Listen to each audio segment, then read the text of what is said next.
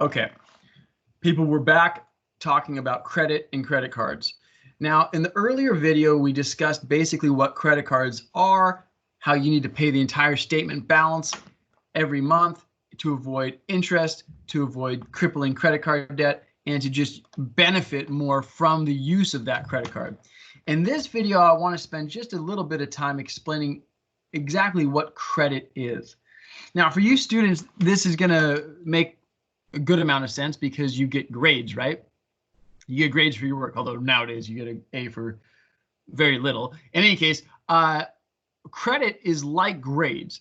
If you do certain work and prove yourself to your teacher that you are a good student, you produce quality work, you're reliable, you wind up with a high grade. Yes, an A, woo, or a smiley face, or a gold star, whatever your school does.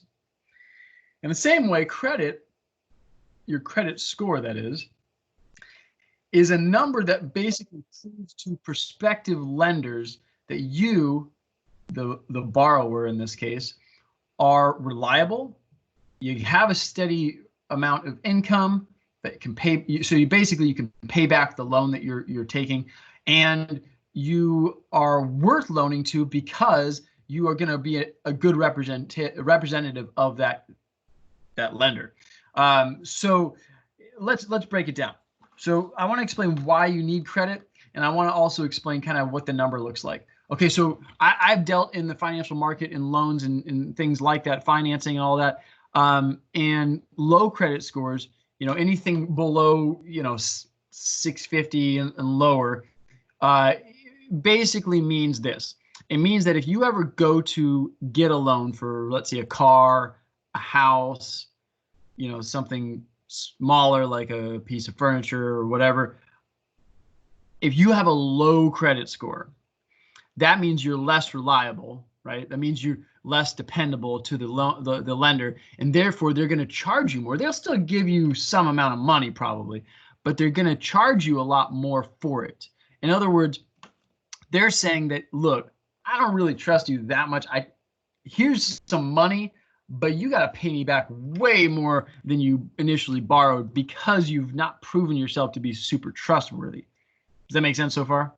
Okay, so let's just use percentages. So I'll talk about cars because cars are a very common large purchase that a lot of people make in this day and age. So cars generally will advertise a very low interest rate on a commercial. They'll say like, oh, you can get 0% interest for up to 72 months. Woo! That means you don't have to pay for the loan, more or less. However, you have to have a very, very high credit score to get that 0% rate, and most people don't have that high of credit score because in the previous video, they're just lazy and pay the minimum balance, or they skip payments, or they got late payments, or they don't know how to handle their money, basically, is the long and short of it. So in the case of having a low credit score, it generally is going to cost you a lot more in the long run because you have proven yourself to be unreliable. And so you have to work a lot harder to build that trust back with those lenders to get the lower rates. It takes a long time. Now, the reason it matters is because in your lifetime, there's a very high probability that you are going to need to demonstrate your reliability by showing your credit score to get an apartment, to rent, to buy a car, to buy a house, any large purchase. A lot of other things do check your credit, but primarily things that most of you are doing, renting, even renting a house or an apartment, they'll check your credit. Buying a car, obviously, buying a house, buying expensive jewelry. All these things, they will check your credit. And if you have a bad credit score, they are less likely to loan you that money without great cost. In addition, they might not even loan you the money at all. Like if you're trying to borrow a big chunk of money to buy a house and you have a terrible credit score, guess what? You're going to get a lot smaller loan amount at a lot higher interest rate, and it's going to cost you a lot more going down the road. Now, how do you build credit? You build credit by paying your loans on time. All right. So any loan that you have, a car, a house, you pay them on time every time. Your credit card, you pay back entirely. You pay it back every month. Statement balance, done. And you do that for a long period of time, you have a track record, right? It's called your credit history. You prove that you're reliable.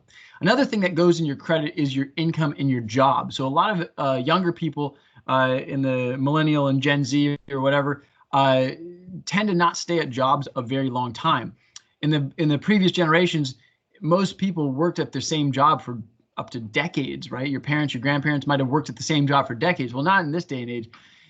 However, when it comes to credit and getting a loan of any kind, they will ask you your employment history because that's another way of demonstrating your reliability. If you have worked at this job for 3 years and you have a steady income at that job, that shows them that you are far more likely to pay back that money that you are borrowing. So having that in your credit makes sense. So again, if you're bouncing from job to job, or you've had periods of unemployment, we get it. This, especially during a recession, it's hard to maintain that type of thing. So understand that there are consequences, though. You are likely going to get loaned less money for more interest if you have a lower reliability or credit rating. Okay.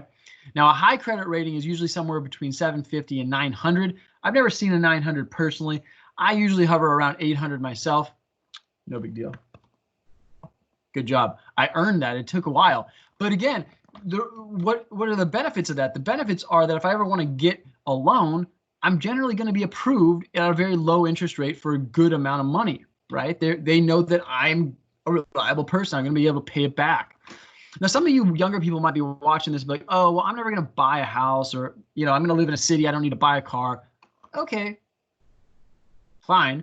They still check your credit when you're renting an apartment. Okay, they still check your credit when you, when you rent a house or something like that. That you are going to need credit for something, and most of you are not born, unless you're born in a very wealthy family and inherit a ton of money. You're not born with the money to just drop a huge chunk on a house, right? You're not going to just be able to have a pile of money. Here you go. I'm buying this house outright. That's very seldom going to be the case. I wouldn't count on it. Credit does matter, and you need to build it. As students, you can take out a credit card, usually with the bank that you're a part of, and it's going to be a low credit limit. It's going to be something like $500 or $1,000, and you start paying that off, and you start being reliable. That'll build your credit score very quickly, and then you'll be able to get bigger loans for things like cars.